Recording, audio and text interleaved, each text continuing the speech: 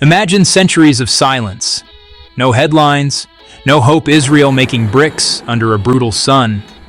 Day after day, their prayers felt like they bounced off the ceiling of heaven. Forgotten, but not unseen. A baby cries in secret. Pharaoh's order says boys must die, but a mother's courage says hide him. A basket, a river, a rescue by a princess of all people.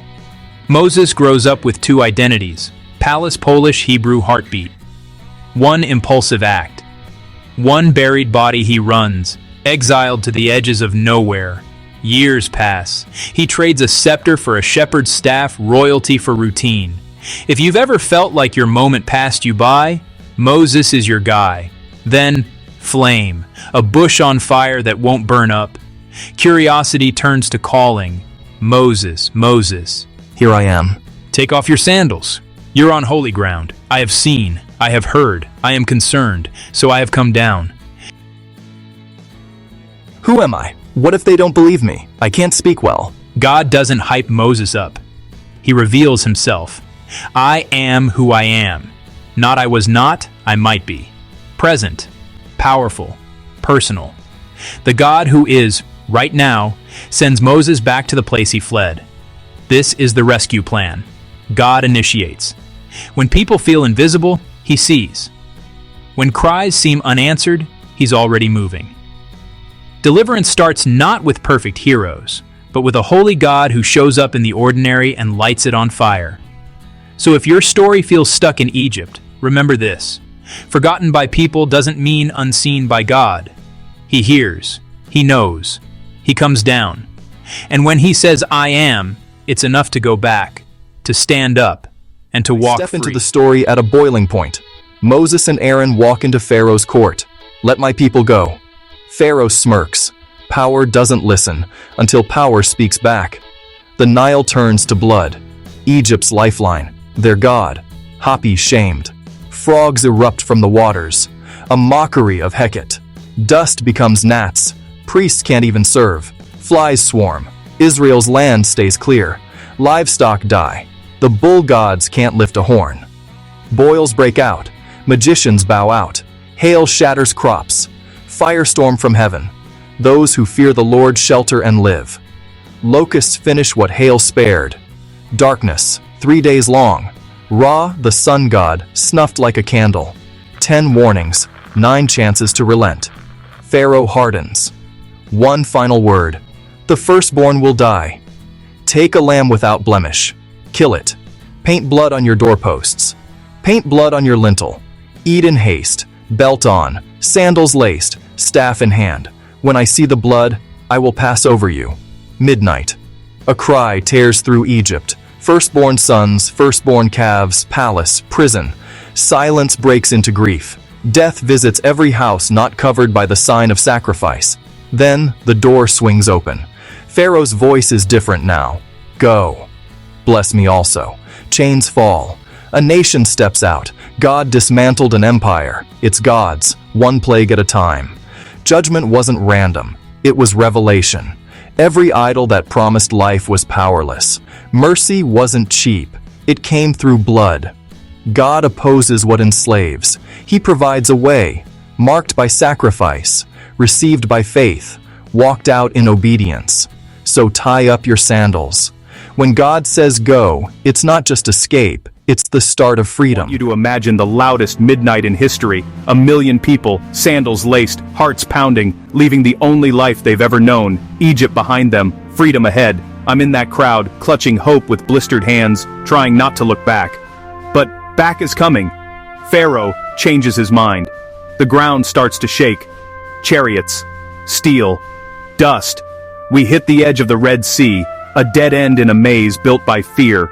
People start spiraling. Did God bring us here to die? I feel that knot of doubt too. Then the wind rises.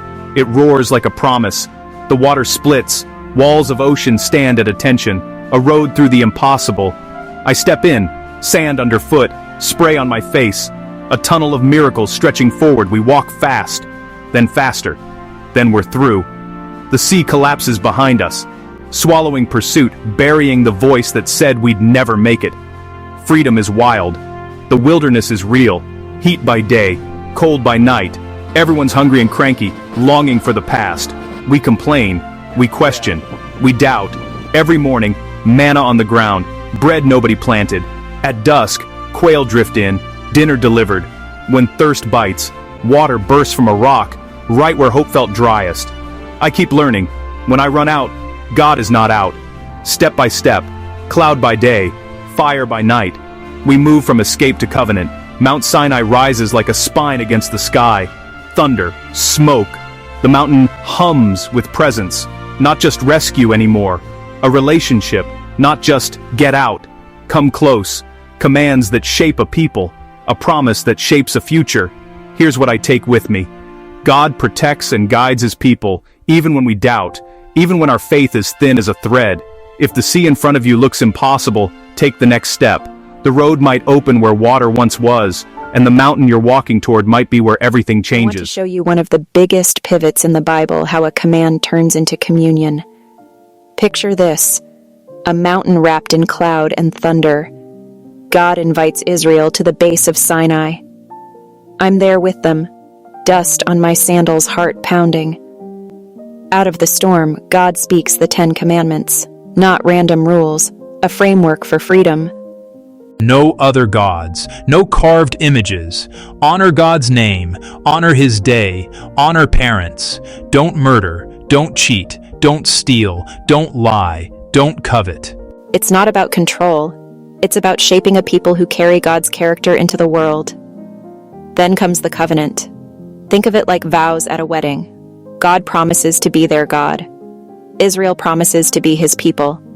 Moses sprinkles the blood on the altar. Moses sprinkles the blood on the people, binding the relationship. It's official, a holy partnership.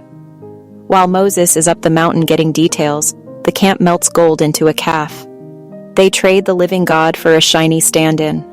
It's a betrayal, fast and loud. Moses steps in. He breaks the tablets. He intercedes. He pleads, if you don't go with us, what are we? He asks to see God's glory. God responds with mercy.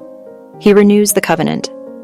He writes the words again, justice and grace together. Then God gives blueprints for a tabernacle, not a monument to human pride. A mobile meeting place, gold, linen, wood, incense. Every detail says, I want to live among you. Ark, mercy at its center. A table for bread, a lampstand for light, an altar for sacrifice, cleansing, guidance, provision. Here's the move, from command to communion. God doesn't just tell them how to live, he moves in. The cloud fills the tent. The journey continues with God in the middle of the camp. And that's the invitation today. Let the commands shape your life so communion can shape your heart. Not distance, but presence. Not perfection, but relationship. From the mountain to the tent. God with his people, teaching them how to live in his presence.